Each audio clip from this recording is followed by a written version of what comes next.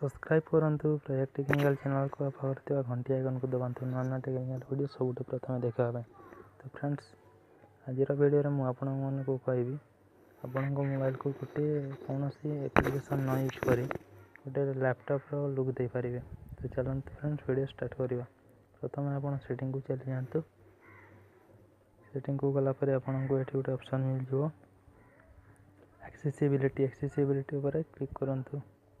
Click कलापर आपन click कलापर destination and integration एथिरे आपन क्लिक करंतु।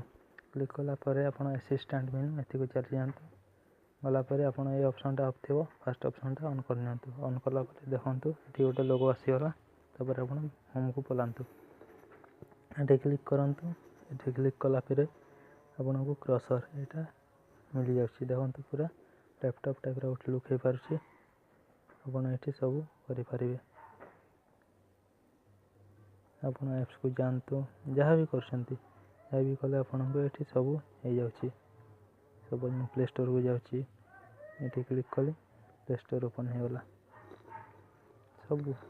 सब हे पारछि। तो फ्रेंड्स एथि लास्ट वीडियो यदि भल लागि थाए लाइक करिया को भूलंतु नहीं। और चैनल को ए जाय सब्सक्राइब करि नांती ताले सब्सक्राइब करि नियंतु। रहउछि बाय।